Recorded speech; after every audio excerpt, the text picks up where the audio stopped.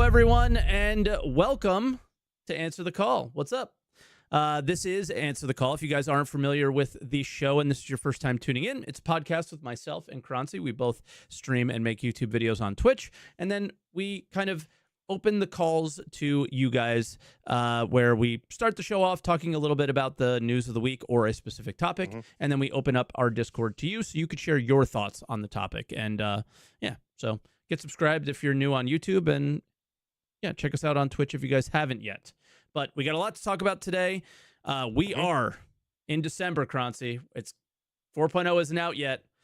CIG really wants it out. So that's one thing that's going on. We had an awesome SCL about crafting, which is something that is near and dear to both of our hearts. So I think we're going to talk a lot about that and a few other things like some just changes in the 4.0 patches that we'll go over. So get into the caller queue if you guys want to get in for that. It's already full, but if a few more of you guys want to get in, we will. I think we had a really good time just kind of hammering through them last week. So I think it'll be a bit better on that front. So what do you want to talk about first? I mean, there's a lot to go on. Do you want to go about like sort of in chronological order? Yeah, let's do it because it also kind of works with what was released this week. Sure. So obviously at the end of the podcast last week, we had the finale of IAE in more ways than one because we also had the final IAE show. And this counts as a return of Jax McCleary. I don't care what anyone says. This counts. This was a full episode with a interview of the voice actor for Jax McCleary, and it was really cool. It was really awesome, very unique, something that we don't get to see very often. Can I interrupt you for 1 second? I forgot to turn off the intro, but I remembered to go in. If any of you guys are streamers, I went into studio mode and I turned it off. He did it. Are you guys proud of me? Again. Yeah. But yeah, so it was a really cool episode. Also really cool just to get a bit more of a sort of behind the scenes of how their like performance acting and stuff works, right? Because it's another thing we don't get to see very often. And then just a bit more about the character. It was cool. Obviously, not much to say about it in terms of how it impacts the game or anything, but that's what this was about. Jared fawning over this the entire time, and I had the exact same reaction as Jared did the entire time. This was. The last couple episodes were like, Jared, thank you for everything that you do. Go have some fun. And he did. And that's the way I'm looking at it. So, yeah, it was pretty good. And I definitely enjoyed the episode. I think most people think that I would not because, you know, it's not I prefer the gameplay stuff. That's my preference. That does not mean I did not enjoy the episode. I did. Yeah, exactly. Yeah. And then in sort of a similar vein, we had an episode of ISC with kind of just more fanboying, but also some good info from Pedro. Legend. Yeah. Pedro, for those who don't know, writes most, if not all, I think it's most though, soundtracks in Star Citizen. So and then there's Jeff Sinelli for Squadron, right? Like there's kind of they have two composers. Yeah. And obviously, if any of you have watched any streams of 4.0 or you've been playing 4.0 at all, you would have noticed that there's been like a big sort of undertaking from them to go a lot harder on the soundtrack side recently. And this is all Pedro, and it's been so good. This was just an interview with Pedro. You know, why did you come up with these certain themes for certain planets and for the jump points and whatnot? And I loved the inspirations that he had for all of his sort of different aspects. It was another really cool interview. Also, like one of the shortest ISCs we've ever had, which was interesting as well. It was like 9 minutes long. I was really actually kind of, I was somewhat critical about it, which is why Pedro actually came into my chat yesterday. He was like, hey, it wasn't my fault. Like I was like, hey, Pedro's music is S tier, but the implementation of his music in 4.0 was S plus tier. It's really solid. This is the first patch that I have not turned off the music. I know a lot of people turn off music. For me, I was turning it off because it almost was never on in previous patches for me. So it's like, why would I have it on when it does come on? It's kind of abrupt. It's weird.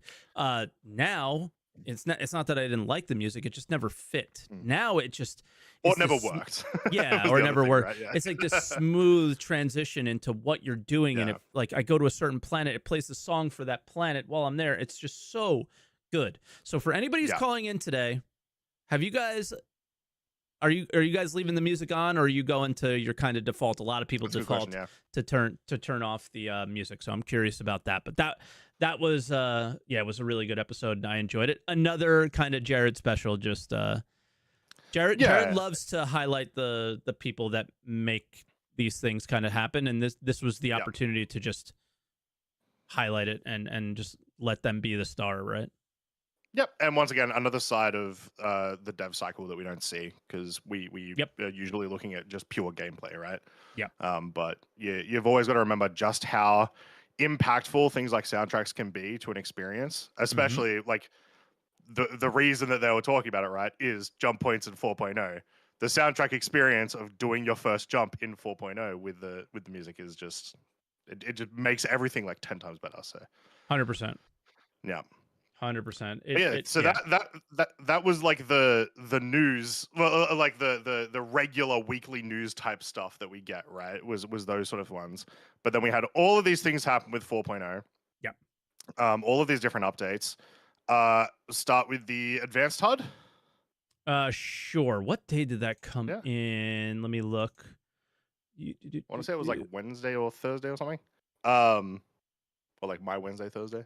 Yeah. Well, your Wednesday, Thursdays are kind of my same. I got it. Yeah. It was So, Thursday night. Yeah.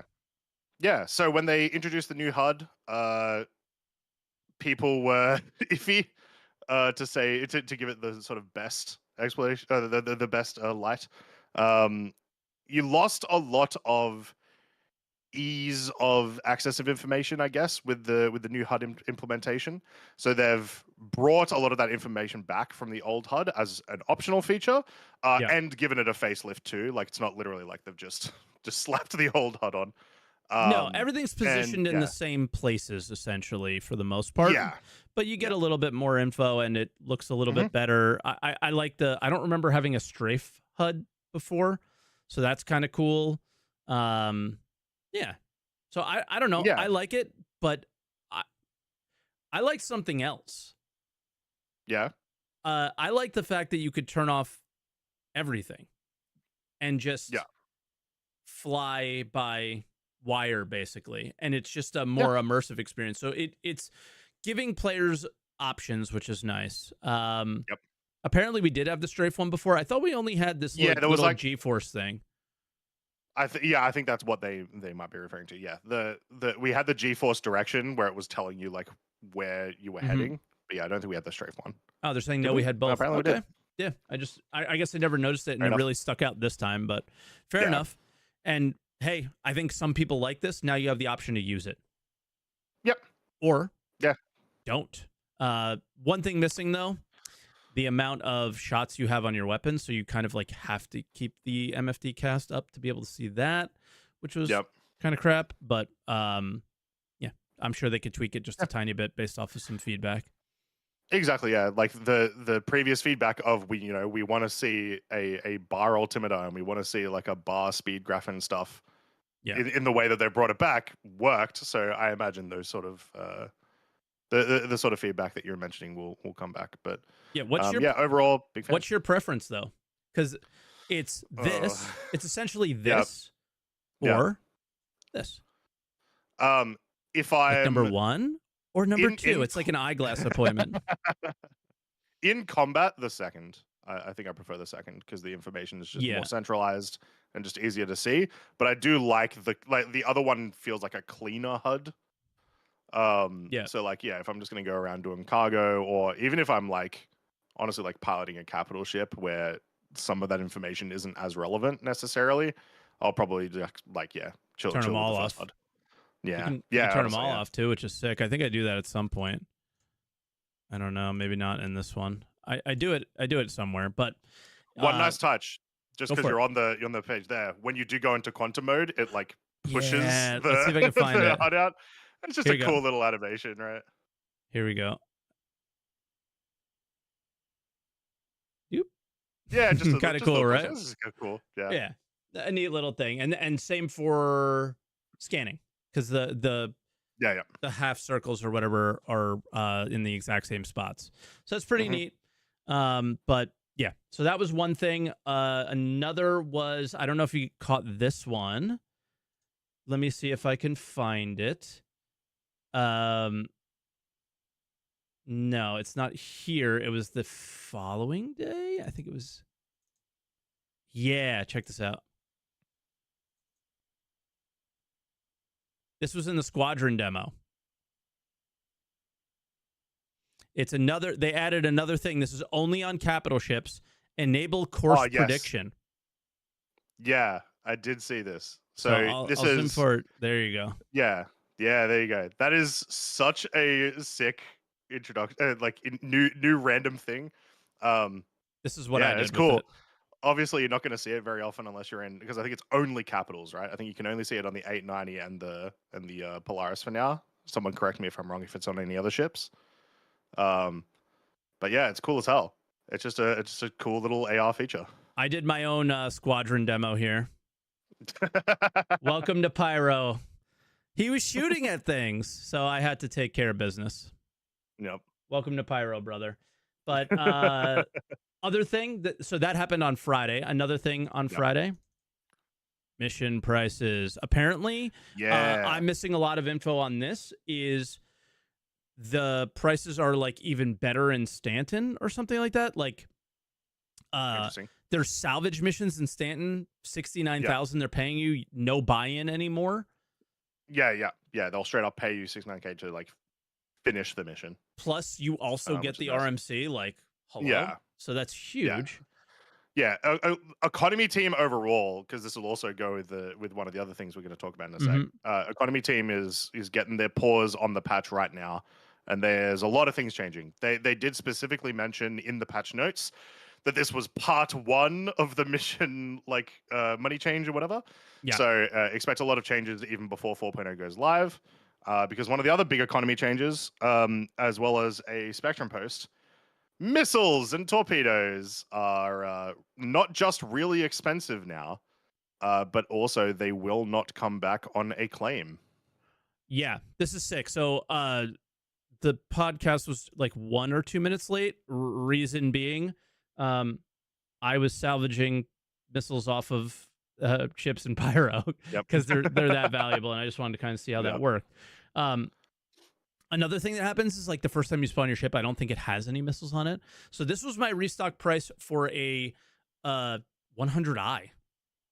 Yeah. The repair price is halved. That was in the patch notes as well. And the repair price was 540 credits. I was completely damaged. I was about to die. Like one more shot, I was dead. 540 credits to repair. That's it. A little bit weird. And then the restock is 10K. So don't really know what's going on there.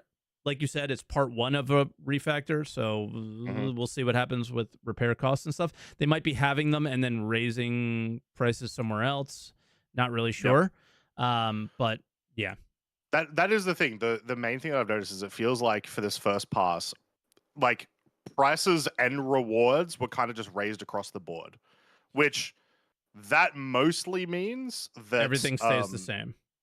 yeah. In terms of like gameplay, everything sort of stays the same, with the exceptions of missiles, which are much more expensive. Which probably just means they want, or like they got the feedback from players or something that they don't feel like they're making enough money, right? Like, literally, sometimes the psychology is just higher number makes you feel better, and then you balance from there. So we'll see some more changes soon, obviously. But then missiles. So there's a Spectrum thread. Or a Spectrum comment, missiles will no longer be restocked on claim, and I have some opinions. I do think this is how it needs to be in the future, for sure. It is just it's awesome. Missiles are whether or not missiles are powerful right now, they are supposed to be, and they should be this like big resource that you don't want to risk all the time. Especially when we're talking about, the size 9s on the Retaliator or the size 10s on the Polaris. Yep. But it is still really rough to do that right now, I think, with the state of the game. Yeah. like it just comes down to the cost to repair. If so, a torpedo on the Polaris is 500,000 credits. Yeah. You fire a Big few of expensive. those, it's going to be really expensive, right? There are no missions that pay 500,000 credits that we know of right now. And so Yeah, if you where's your complete value, one right? mission, what do you do, right? So it doesn't really make a lot of Yeah. sense. That's where I'm kind of seeing myself come in, and I go, Yep. all right, well, they cost, or they sell for 140K in Grimhacks. So Yep. I'm going to sell them to orgs for 150K. So hit me up and we'll make some deals. But at the same time, that also means you have to manually load them and blah blah blah blah blah, and it's not exactly fun to do that. Yeah. So the idea here is I'd like to just go and repair and get my stuff back, right? Like, let's keep it simple, and they're not exactly keeping it simple. So I'm kind of with you. It like doesn't quite feel like the right time because the game is so scuffed. Yeah. Right. So it feels like now it's just going to be like once again, I want that to be the case, that they should be more expensive and you should be risking them less. But it's the reasonable gameplay right now, and probably for the foreseeable future for a while, is that in practice it's not going to work so great. So I'm hoping before 4.0, either the prices come down or they remove the like no coming back on claim. Probably not both, honestly. I think it would maybe be fine if you don't do both for the current state, but we'll see where they go. It's only been a couple of days since they've made that decision. Yeah, I see a couple of people in chat saying like, if I have to reload my missiles, I'm just not going to use them. Yeah, it's like fair. And then on top of that, I can't think of a mission I would want to use a missile in. Yeah, regular missiles, like there's but like the big torps. Yeah, I mean torps. Sorry. The only ones that I would use them in are like the Save Stanton Idris event, and that's it. Like that's pretty much the extent. So. Oh, here's a good question. Can you load torpedoes from your Moby-Glass when it's stored? I don't know. I don't know. Someone go do that. Tell us. Yeah, that's a really good question, because if you have them in your inventory, then that pain, it goes away. Tumblerino says, yes, you can. There you go.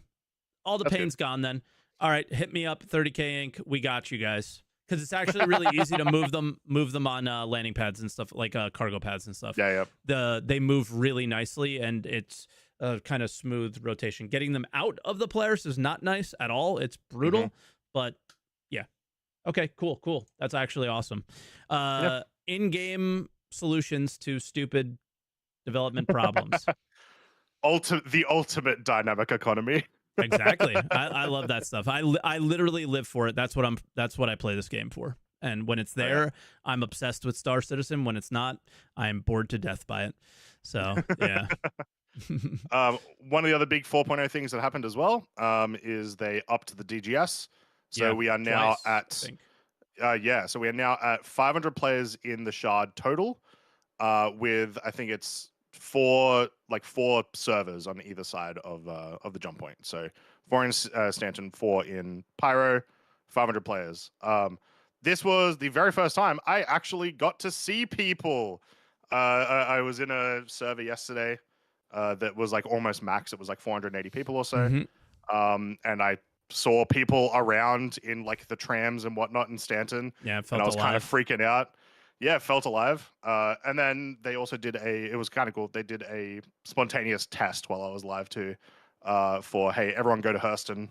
Wait, you were around for a test? You actually got to participate in something? Let's go. I got to participate in a test.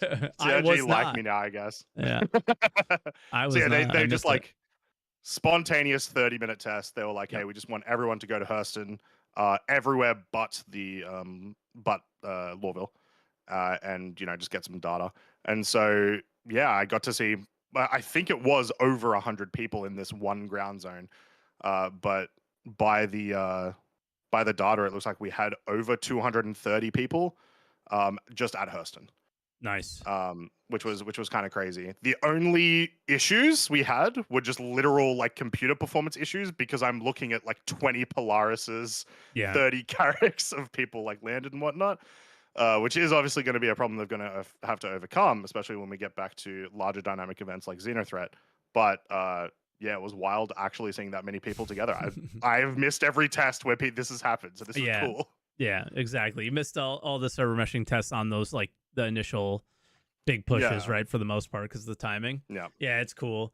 Yeah, I got a little bit to say about that. I hope the way they're doing the current server configurations is temporary, because yes, everything feels improved except for desync. I would say desync is still an incredibly bad issue. I have not had any issues with elevators today. So I am dealing with a little bit of a weird problem. Somebody messaged me and said that there's someone impersonating me on Discord. So if you guys are listening to this, I'm not messaging you, okay? Most likely, I am not messaging you. Look at it. He doesn't even message me. Yeah, their name's like SaltEMike 1, but their name on the just like looks like me completely. So also, they're using a different image. It's my logo and not my face. My face with a mustache is my logo on Discord. Okay. Yeah. So sorry about that, but we had the DGS 6 servers for 500 people. So that's more than 100 or less than 100 players per server being used. Yep. So it's more being used, more compute capacity is being used now with that configuration than before. Then they went even worse and went to 8 servers for every 100 players. So the costs here have to be very high. And what I think is happening is we're going to throw whatever we can at it now to say we got 4.0 out the window and have it feel decent for these people to play over the holidays. And then we'll have to come back to the drawing board and make this cost effective, because there's no shot that this is cost effective. 8 servers running at the same time for, averaging, what was that, 40 players per server. Over the holidays, there's going to be thousands of people playing. Tens of thousands, probably. Yeah. Let's be honest here. If what they say is true about 318's launch and stuff like that. So yeah. Costs matter in these situations, because we see that the amount of money they're making isn't as much this year, and so on and so forth. So is important to note. It looks like they are now. The way that the tests have gone, 500 does look like the target for release as well, because they've just done multiple tests at 500. I don't see them this late in December going for higher now. Correct. Unless the tests this weekend were crazy good. They were not. There were still a lot of issues. They feel good. So, so I think we'll be at 500 people, which is awesome. That's a 5 times increase with only essentially a doubling of the play space. So the game should feel alive enough over Christmas. So I'm keen for it. I also did like that one of the DGS, on both sides, and this seemed to solve a lot of problems that we've been having with jump points. On both sides, space and the jump point are their own server. But I had no problems with jump points over the last 2 days. Cool. Which was maybe that's why they did it. Yeah, possibly. Yeah, I didn't even try to figure out what the configuration was, and I never saw them actually mention it. So they mentioned it in Stanton. It was basically in Stanton, it was basically 1 per planet, except for I think R-Corp and Crusader might have been together. Okay. And then Space plus Jump Point. And then Pyro was Pyro 1 and 2, Pyro 3, Pyro 4 and 5, whatever. They kind of split them up by the planets, and then plus Space and Jump Point. So. Cool. Now they just got to really nail down the desync, because contested zone content is getting spicy. It's getting really good, dude. People are there's PvP going on, and people the loot rooms. I'm going in there. There's actual loot in there. Really cool thing that I don't actually have footage for, and I'm thinking we can review. I missed this, and I already recorded it, so that's it. It's over. I missed that one. Is the attachments that you put on weapons show the stats that they have on them now. So it'll be lovely minus 10% recoil and things like that. And then there's juiced attachments that have it's not scorched. What I'll ask Twitch chat, because I can see them, and you could check YouTube. Is what are the names of the attachments that are at the tweaker? Yeah, tweaker, right? They say tweaker on them, and Yep. they have better stats. What's the difference between a regular, let's say, like compensator and a tweaker? That's one thing I didn't get the opportunity to see. But a tweaker was like minus 10% recoil and minus 10% sway or something like that. 75% less recoil? Jeez. Yeah. That's wild. Yeah. They're like really good. Some of them 12% actually damage? add Oh damage. my. Yeah. Yeah, that's Add huge. damage. Those are meaningful differences, which is great. Exactly. So you're Yeah. like, they're creating the I want to go to the contested zone feel. And then people go there and they're like, I don't want to be here because this is insane. Or I do want to be here because this is insane. And then the people who find that they really like it will be there. Right. Yeah. So, Yeah, no, that's dope. I am still yet to be in a good experience with contested zones. Mostly that's because I was just crazy busy this week. But that's all I want to do this coming week is just spam contested zones. I've been seeing everyone post themselves pictures of themselves with the full armor sets and whatnot. yeah. Looking quite spicy. So Yeah, it was awesome. it's going to be some cool content. Yeah, It's desynced to hell. Like you kill somebody, you literally Yep. watch them die, and then you watch their gun kill you. It's like, what did that just happen? And yeah, so it's like Yep. an absolute disaster, but it's a fun disaster. Yeah. And the other thing is like you don't lose your gear if you backspace before people loot you. So you just quickly Yep. backspace, you get your gear back because there's a bug with the station so that you can't lose anything really. So you just like, I'm going to put my stuff back on and I'm going to go again. And it's just like, you know, it's just like a, like they said in the ISC a while ago, it is a, Yep. it is a meat grinder. Yep. For sure. So, yeah. Yeah. So that's all the 4.0 stuff. Ready to get into the meat and glory. potatoes. Yeah. So last podcast, I said, Mike, we haven't had a SCL Q&A on crafting yet, have we? Nope. And we hadn't. And then 2 days later, they said, hey guys, this is happening this week. So there it is. It is our crafting and base building Q&A. Probably my most anticipated Q&A, I think, unless they do a specific 1.0 one. Yeah. Yeah. Lots of questions answered. Lots of questions I wanted answered. Still one big question not answered, which I'll mention is basically what we were talking about in our podcast with Cutlet, which is just like everything in regards to like insurance and warranty with this system. Am I camera crash? Oh, there we go. No. No, it's all good. It's all good. I was back. Oh, now it's gone. yeah, now I'm back. Now you're gone again. Okay, we're good now, I think. Anyway, but yeah, lots of good questions answered. I feel like every single one was, unlike normally where like a lot of these SCLs, they're going over stuff that has already been talked about like 20 times. People just don't know where to find the info. This felt good. Yeah. It's a lot of like reiterating some things from that might have been a little bit confusing from SitCon. They actually confused me. Like I thought that they were, and this guy DM'd me and was like, hey, you got this thing entirely wrong. And I don't even think he was like trying to help me necessarily. I think it was just you just put out a bunch of really wrong information to a lot of people. So can you not do that? I thought it was the way they had spoke. They called something aspects. So you got your like blueprint, and then all the possible items that you can place material in to change or make go up are aspects. And I thought that they were saying that you find blueprints that have like bonuses to certain aspects. So you're going to, if you want a Gladius that's really fast, you're looking for the blueprint that has the best bonuses to that. And he was like, no, that's not how it works. It is every Gladius blueprint has the same aspects that you can place stuff into. Yeah. And then you can go whatever range you want. Well, not what you want based on the material quality that you have. The best material quality will go to the highest range, and then the lowest will go to the lowest. Basically, the blueprints themselves are identical, but they involve like you being able to alter the aspects with the different quality materials and stuff.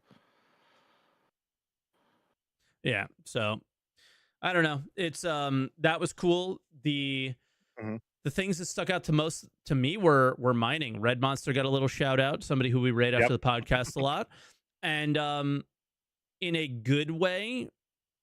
Somebody in Twitch chat's asking, is RNG involved? I think that this is the thing that Declan was trying to make clear to me. The only RNG that is there is your ability to find the best quality material. So if copper makes fire rate go up, your RNG, the RNG aspect of this is, do you have good quality copper? If you don't, then it's not going to go up as much. So it's just your ability to find the good stuff. Mining wise, if you guys are not familiar with Red Monster, he posts, obviously he streams on Twitch, makes YouTube videos, stuff like that. But what he's really done amazingly for the community is that he's posted all the stats of like where certain minables are, all the stats for the lasers and all those things, right?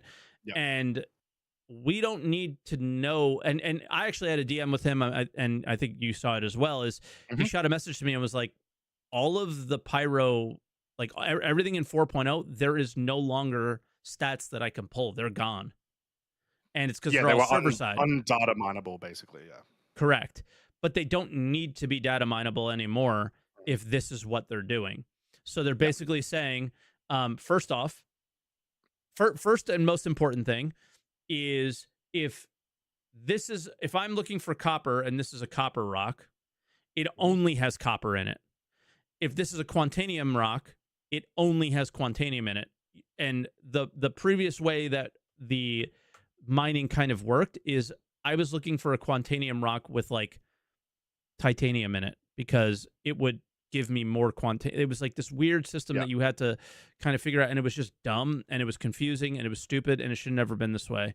And now they're just going, if you come across a Quantanium rock, you get quantum. You know, like that's it. A lot simpler on that side, but there's a lot of depth also being added into these systems at the same time that they were talking about. So first off, we're getting a lot more materials. They mentioned there will be a lot more minables, including some new minables as they are separating ground vehicle mining from the other two. So it's going to be, you have your cave mining or like your on-foot mining by itself. You have your ground mining by itself. You have your ship mining by itself. And so more materials spread out across the three sort of tiers of mining, as well as within those tiers too. So so and again, in case you're not understanding like how big of a deal that is, if I'm going to build a ship, let's say it's a mining ship, I love my mole. I fly my mole every day. I fly it solo. I'm breaking all the rocks with it solo. I cannot craft, or I should not be able to. I'm assuming that's why they're doing it this way. I cannot craft my mole without doing the other aspects of mining. Like the idea of I can specialize and get really good at something is cool, but I can't build without bringing in other aspects of the game that maybe I don't necessarily enjoy. I might have to buy them in from other people. I might have to, broaden my horizons and try something else and things like that. Or work together in an org with people who do like to do those things. It just opens the door a little bit more, and every MMO does this, and it's good. It's a good thing, right? What else? Biomes? Biomes. So they want to make some materials biome specific, using all of their new systems that they showed during the the first panel at CitizenCon.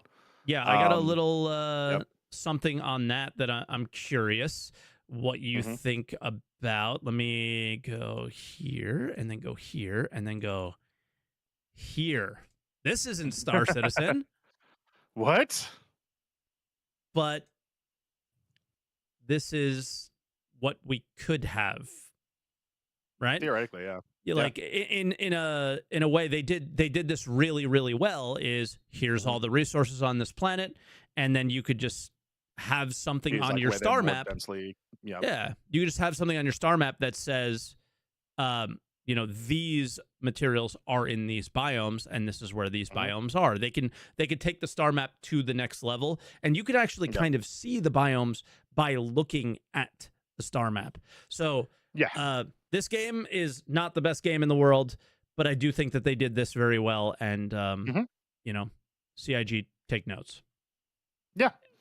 So yeah, that'll be a big the big thing about them being biome dependent or more biome dependent. Yeah. Because they didn't say necessarily that they would be exclusive, but they did sort of imply like an abundance in like certain biomes, right? Yeah. That's going to matter a lot more, I think, for base building. So Mhm. it's going to be, all right, cool. The woods biome or whatever in this Terran planet. If that's got extra amounts of carbon, which it probably would, then yeah, people are going to set up shop there, and you're going to know to go to that biome if you want to, do trading there, or if you want to, do it yourself, right? They said something even crazier, like that it would go even more granular, that certain materials might spawn more often at a river. So like knowing the Yeah, yeah. topography of a planet maybe even is helpful, Mm-hmm. which is kind of ridiculous. So the depth Yeah. is there. It's and now you're spending way less time scanning and more time mining, which I think every miner appreciates. Yes. So yeah. Yeah, that has been a problem since at least day one when I started mining. Yeah. It's always just been all right, you're flying for 90% of the time, and then you're actually mining for 10%. Exactly. It's stupid. So that's that. Mm-hmm. Salvage. One of the big things. Oh, go ahead. Go ahead. Unless there's There's more so mining many stuff. big things. Yeah. There's so many big things. Yeah. So You first. they want to do some more stuff with salvage. The Yep. big one is construction materials. Right. Yeah. They're doing The Eve. other ones. Well, you've got RMC, and then you've got construction materials. So yeah, they're doing Eve. They're doing Eve. So when you do your munching, and I will never not call it munching. When you do your munching, now you will actually get like parts of the ship, or like resources that are actually used to like make that ship, or Yeah. whatever the thing is that you're munching, right? Yep. So I imagine this will be some just straight up resources, right? Like just here, have some titanium, have some whatever. I'm hoping that this means there's like some new like commodities or components with like wiring. Yep. Or like, we've already got comp boards in the game, like MFD comp screen. Yeah, like right? in Eve, there's like triggers are a thing, and Yeah. malfunctioning displays, and console, and Yep. like all that. It's awesome. Like a big ship might require like 10, 20 consoles or a bunch of MFD screens, right? Yeah, so that'll be sick. I'm excited for that. You're expanding the gate, like the actual gameplay of munching sounds like it's still going to be pretty much the same, but at least the rewards have a little bit more depth to them now, or will have a little bit more depth to them. And then obviously that gets once again all inputted into the crafting system. Correct. And yeah, I see somebody in Twitch chat pointing out that there's like we have pointed them out before, like little wires and stuff that are in the contested zones. I'll see if I have footage for this. I know they brought comp boards back, but comp boards have been in the game for years now. Well, there's more than just comp boards now. Yeah. So there's like wires and there's other weird things. But another thing that's changed that I think is kind of interesting that I don't think anybody has really pointed out or seen is they changed the boxes. So the boxes are shaped the same. Orange box.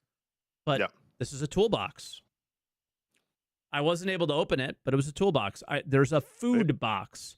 And so there's an ammo box. There's a med box. So now it's way more distinct from one another of what you're going for. So a little more Tarkov-y, I would say. I'd like to eventually see, a unique box that is a toolbox or something. But for Star Citizen 4.0, just paint it yellow. I'm okay with that. Yeah. So my biggest one that I was like, okay, this changes a lot of things and gets me even more excited for crafting. Is the question came up of, hey, blueprints, will there be a limited run or I don't remember what the other thing was, but will there be limited run blueprints? And the answer was yes. There will be some limited run blueprints. Awesome. Yep. The things that you can do that are super, super cool. The implications that can have for the player economy is massive because you can make like the most, honestly, the most OP ship components and whatnot can be on those limited run blueprints. And then because they're limited run, presumably that also means those items will never have warranty. At least I'm hoping, really hoping they will never have warranty. And then, you know, it's a churn machine. You're going to lose that component. Everyone wants to build it again. The economy keeps running. That's awesome. So I'm really, really happy they've got that idea in there. In addition, they also talked about trading blueprints. Some will be possible. So a lot of blueprints will just come straight to you through missions and reputation. Yep. But there are some blueprints, presumably the ones that you will loot, that'll be on data pads. Those data pads can, of course, I mean, they could be traded right now, theoretically, if they existed, but they will be tradable. Awesome, once again, because it means if you are just a 100% dedicated crafter, then you can just buy those blueprints off a player market. So yeah, exactly. Huge fan of that. What we still don't know is, like, is there any value in having 5 different Hornet blueprints? So I can, because he also said cooldown timers. So if I have, that was the other one. Yeah, some with cooldowns. Yeah, so like if a Hornet blueprint has a cooldown of 20 hours, well, maybe I have 5 of them and I'm just pumping out Hornets all day, right? Just smashing them. Yep. Yeah, and I just level all those up to 5 and get them looking the same or something like that. But yeah, so we'll see. They also mentioned they're using the word blueprint in a really confusing way, and I don't like their communication on this, and I hope they do change it a little bit. There are blueprints for repair. There are blueprints for refining. Yeah. Like, just call them like jobs or something like that. I think I personally got a little bit confused by them saying that, and I'm sure other people are as well. Sure, that makes sense. The way that I take it's not, once again, it's not, I don't feel like it as sort of jobs. The way that it's sort of been portrayed and the way that I've received it is when they say blueprints for refining. Yeah, you know like how we have like instructions. but you know how we have like the 8 different methods of refining already. Each one of those would be a blueprint that you would have. Right? Okay. And so you can't do Dynex solventation unless you've got the Dynex solventation blueprint. Understood. Repair blueprint is interesting because I just don't know how would that work. Is that like you repair a certain amount of efficiency? That's probably it. That's right? what they're going with, is because they want you to be able to get better at repairing.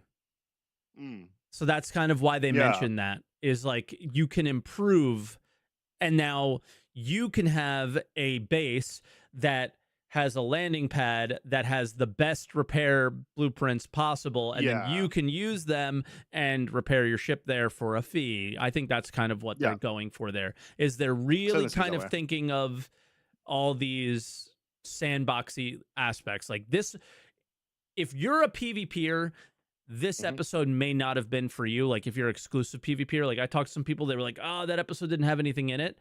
This was the sandbox episode. Right? Like I know it's just around bases and crafting and things like that, but this is what is going to define what everyone does and how they do it and all that stuff. This gives people their goals a lot of the time, right?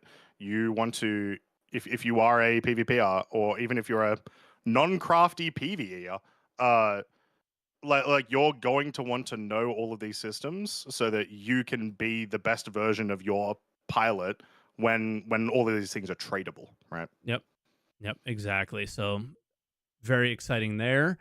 So we covered mining, we covered salvage, we covered blueprints.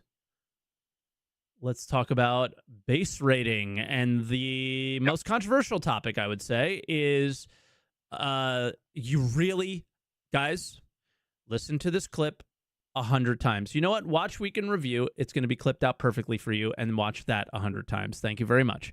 The idea of, first and foremost, there will not be one shard of Star Citizen, probably ever. And if there is, it's not going to be for a very long time, because they are pointing out at certainly at 1.0, shards are going to be regional.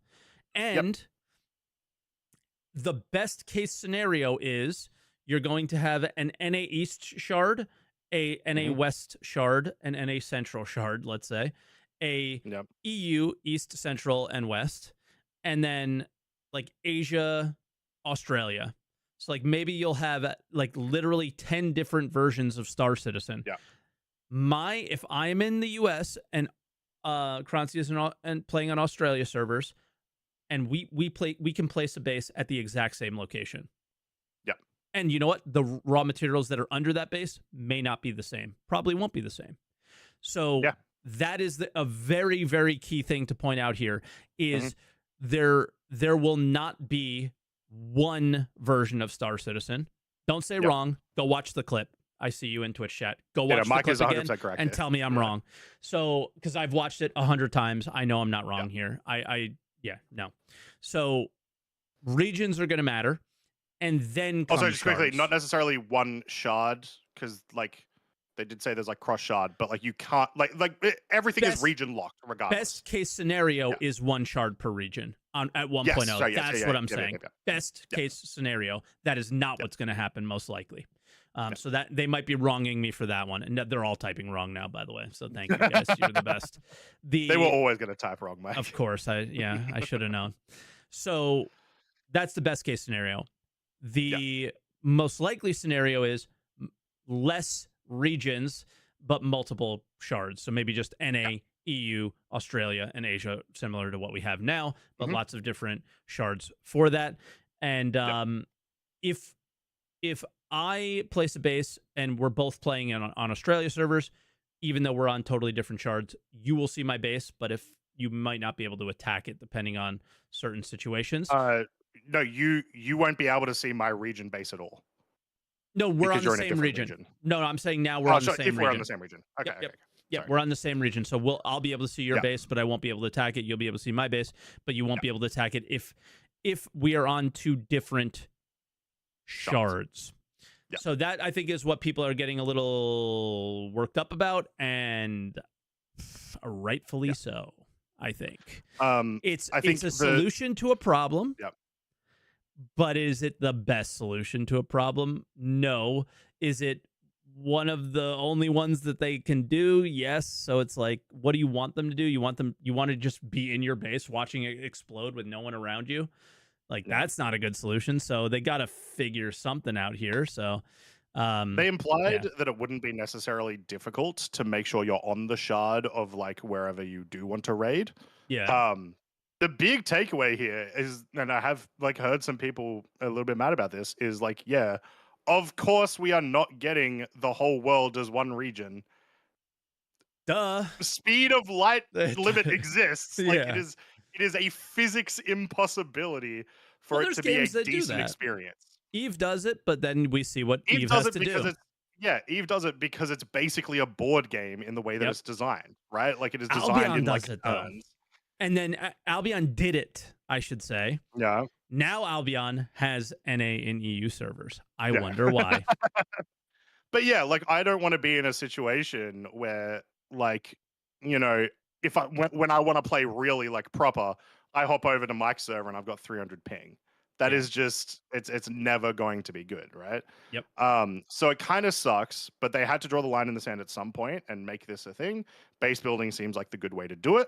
And to start it off and make it a bit more region locked. My one request is I really hope we're still able to play with other people in other regions if we want to. But there may be issues there too. Like if so let's look in this world where this 1.0 is released. We've got these region locked servers basically. The Australian servers are going to be a lot less populated than like a US East would, right? That means the like presumably depending on how they balance it, the like higher resource locations are probably going to be taken up by less people, meaning they've got more money per person. If there is a way for them to then go to that US West and be like, hey guys, I sell all these items, that could be a problem economy wise.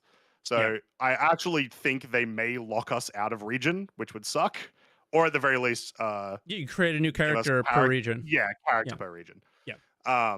So yeah, it had to happen eventually. I think this is an okay way to do it.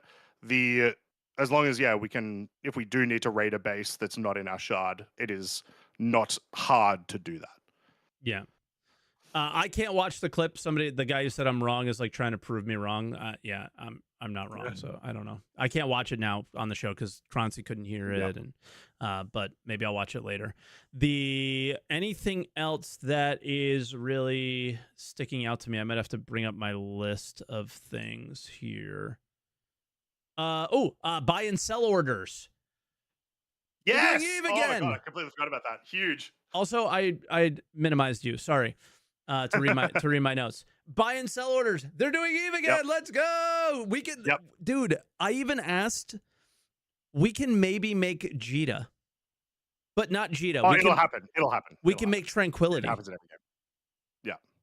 Let's go. That's really cool. Yeah. That's really cool. It's gonna be sick.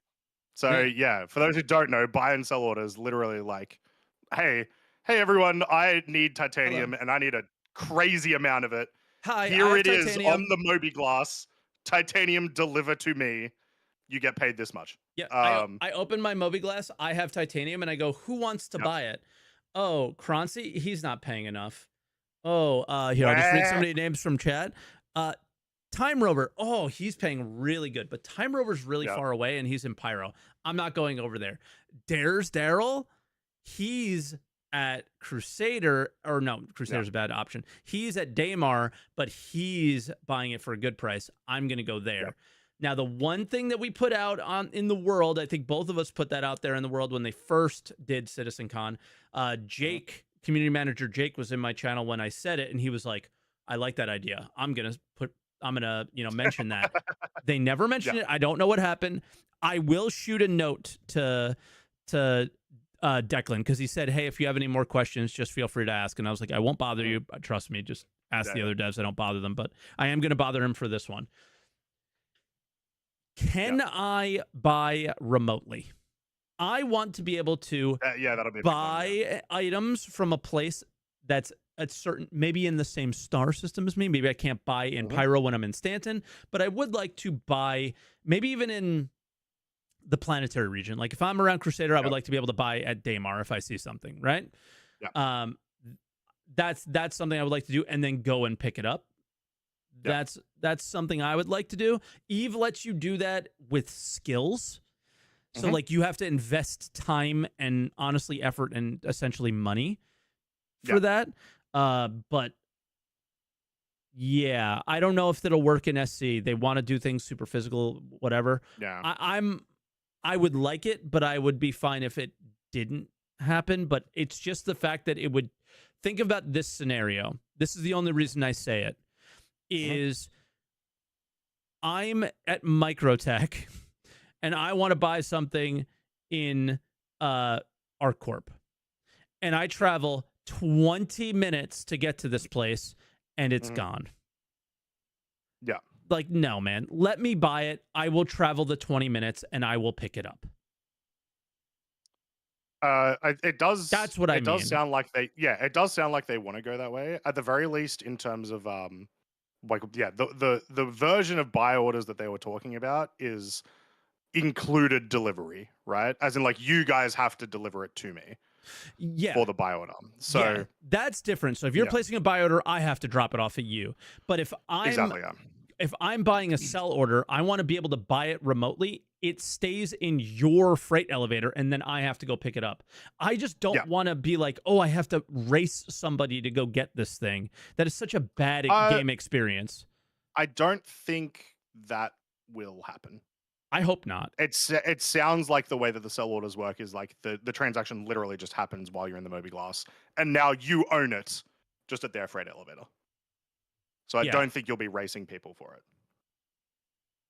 Yeah, sorry, I'm raging at somebody in chat who thinks that I think that he's literally typing like, I think that I should be able to buy from Daymar and have it magically appear in my freight elevator on Yella. Like, no, nobody's saying that, my man. Nobody's saying that. We're literally talking about delivery. Yeah, so I just have to type, please listen to the words Papega. So, yeah. So, yeah, new Moby Glass app that's going to have all of that stuff in it. Awesome. Huge. That is the beginning of player economy. That is the beginning of Mike selling his Polaris torpedoes. So, yeah, that was a huge one. I can't believe I forgot that one. Yeah. So, yeah, we'll see. But I like it. I like it. I like it. I like it. I like it. I am going to take a look. Why does this make you disappear? All right. I don't like that. Are you putting something in front of, like, are you? Yeah, that's fine. Yeah. Yeah, we'll just do this. Land claims. It clears up the land claim drama from the Polaris having them taken away. I mean, it doesn't clear things up entirely, but it does let us know a little bit more about what they want to do. You want to take this one, or you want me to? I don't care. Yeah, basically they were just saying, you are skipping like a fee, similar to like if you were to skip like a claim fee or something like that, for your first land claim, or whatever, however many land claims you have if you have dozens. You will still have to pay for your materials for your base. You'll still have to move it all there. I also the one thing that I guess they didn't really touch on is like I also imagine you'll still have to do the quest line that they talked about. Like this is more of a 1.0 question. Yeah. Where it's like that's when you gain citizenship. It sounds like you'll still have to do that. Yeah, you just don't have to pay for your initial fee.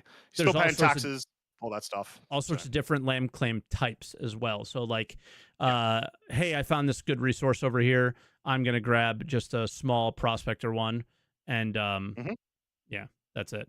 And or I want a big one because I want to build a big, refinery, huge thing here. I can do that as well, and the costs will go up. Yeah. All right, we finally got the chatter to understand us. It only took 10 minutes. Yeah. But yeah, he made it. Yeah. So. Yeah. I like the idea of us having like prospector land claims as well. So they were sort of mentioning, because they talked a lot about how if you do have like a mining land claim that is doing your ground mining, it's going to run out pretty quickly. Well, not necessarily pretty quickly. It's going to run out, I guess, in general. And so then it becomes useless, which sounded bad. But then they were like, these ones are pretty small. You'll be able to like essentially salvage your original base, and then you build it somewhere else at the next mining base location. Awesome. So yeah, cool. That's got to move around. Not love a it. Bad system to have it. Yeah, love it. You a lot of temporary bases that you got to pick up and put down, and you're moving around. You're going to different planets, and you're just figuring things out. I love it. I love it. I love it. I love it. Yeah, yeah, it's awesome. Oh, also they mentioned like there will be exclusion zones. That would have been a little obvious for like, obviously you can't have like in Lawville or like inside New Babbage or anything, but they said it like with a bit more of a sort of broad area. There will be some exclusion zones where you can't plant your bases. Sounds like mostly where they want you to be able to do missions and whatnot, which also fair.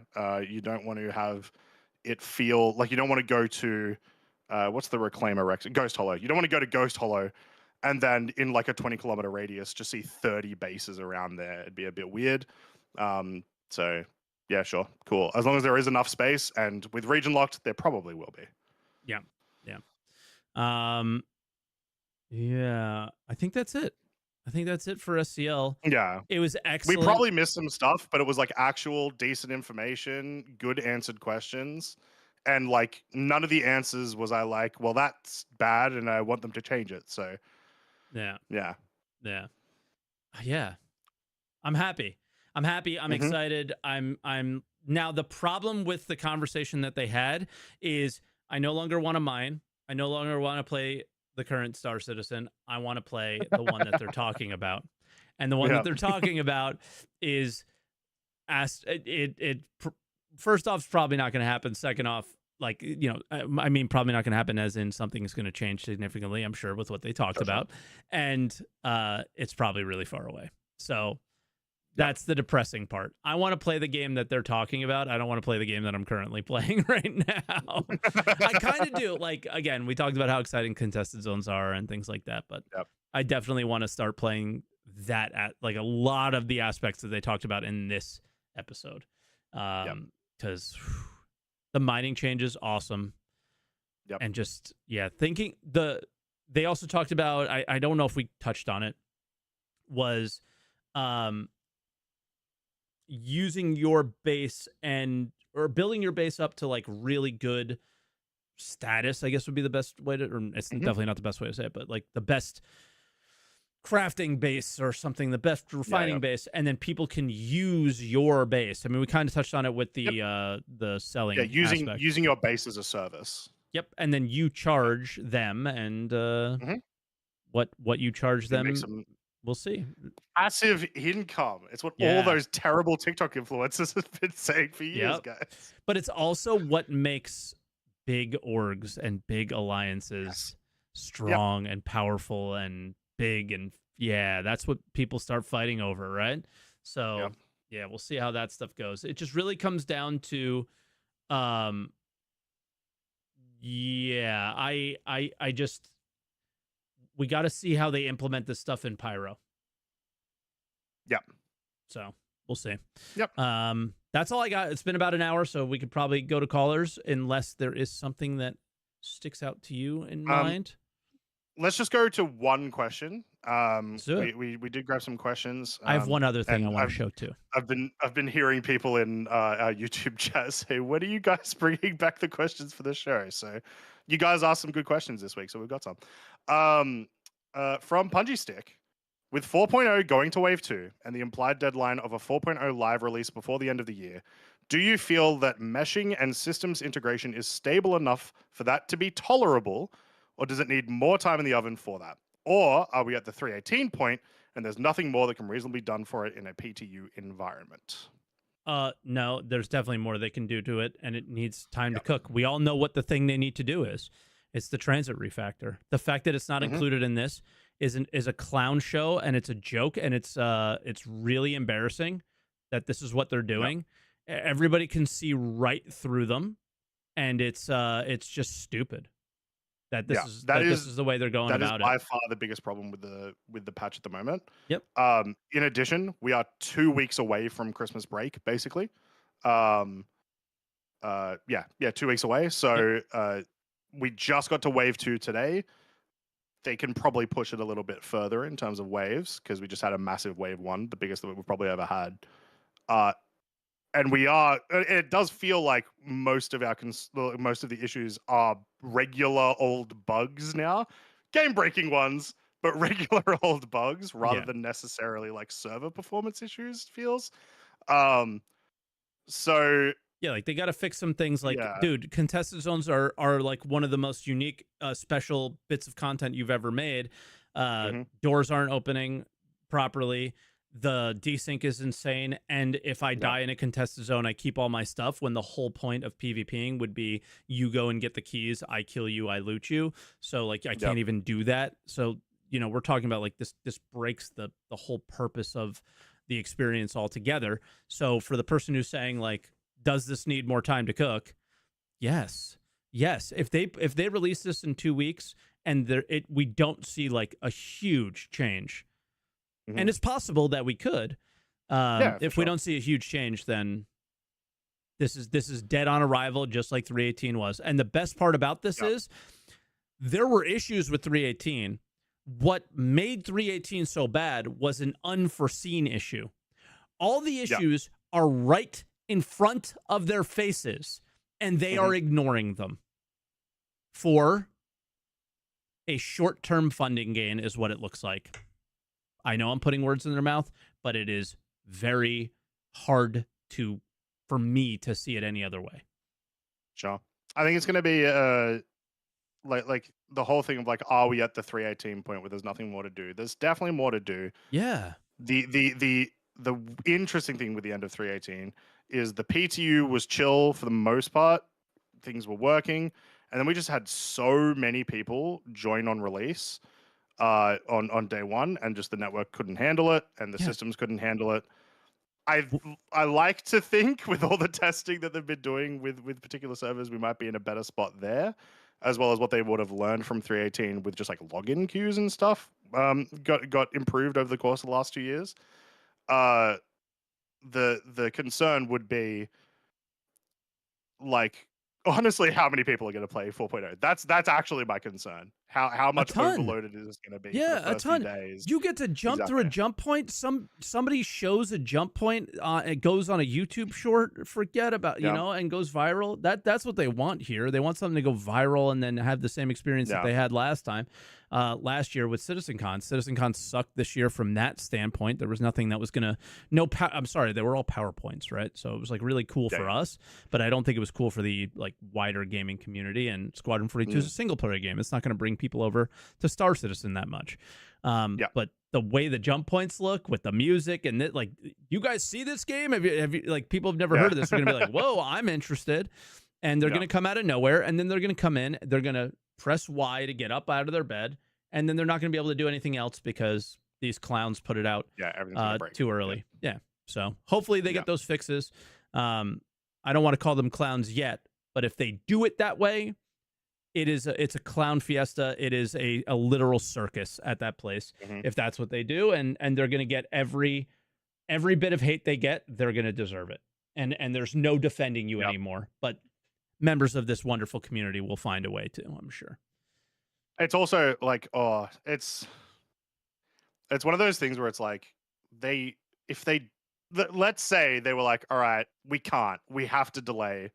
You're then waiting till at least February for a release. Good. Who cares? And I know, but that's so brutal from a like current player perspective, from a returning player perspective. Who cares about us? Like, this is like in this situation, but I'm being serious. In this specific situation, I would never say this about a 4.1, a 4.2, a 325. I would never say this about that. I only am saying it about 4.0. This is a very special moment. It has to be a little bit better on the standards of what you're willing to push than that. What I was really hoping they did was 325, server meshing in a single star system, no pyro, no jump point, get that stable, get your transit refactors done, do all that stuff, and then go to pyro. But they didn't. And here we are. So now you're left with this decision of, do I take the short-term monetary gain of some, a few people buying starter packages and then hating the game and refunding, or are you going to take the long-term gain, and that is, I deliver a really good 4.0 and then hopefully have people hooked on this experience for the rest of their lives, right? Like that's kind of the decision-making that they're going through here. And right now, they're royally fucking this up, but we'll see. Again, there's 2 weeks left. There is opportunity for this stuff to really ramp up and improve, and they look like they're trying. It could happen, but it's not looking good at this point, and we'll see what happens. I still am remaining somewhat optimistic. This doesn't feel 2 weeks away right now. No, it feels like 2 months away. So I don't know what they're going to do, but if they put it out, it is a clown fiesta, and just delete the bugs. Easy. Come on, guys. Exactly. But one more question. We can do the other question because it's also in relation to stuff. So from 5 Stripe Gunner. As with every feature in this game, the devs talk about the completed state, but typically the implementation we get first is just a taste. Apart from the Vulture crafting multi-tools, what is the next piece of crafting that makes it into the game, and when do you think it arrives? 4.x, 1.x, and I guess anywhere in between. I want to see crafting mining modules and gadgets. Yeah, that'd be a good one to start off with, right? Yeah, small stuff. Because it's small stuff, known quantity. They talked about communal crafting stations, so you could just chuck those in the refinery stations and just like have them there. I reckon we could see that. I do think it would be a pretty much everything in crafting should theoretically be a 4.x and not a 1.x, with maybe the exception of like some advanced crafting stuff if they do it later. I don't think we'll see it in the first 6 months next year. I think we're looking at maybe end of next year. We might see the first implementation of a more advanced crafting system. Yeah. Cool. Easy. All right. And then everyone in chat, you let us know where you think we'll first see crafting as it's starting to get described to us. Yeah. Hold on. More people are saying that I'm DMing them, so this is like an actual problem. So, guys, Mike would never DM you. No, I don't He's like never any of even you. DM'd me, I swear. No, I'm just kidding. But yeah, so all right, I'm ready for questions if you are, or ready for callers, excuse Callers? me, if you are. Yeah. Let's do it. Let's bring some people in. All right, let's bring in Warbotnix. Warbot, are you there? Can you hear us? You are muted. Warbot? What? Warbot going once. You unmuted yourself, but we can't hear. All right.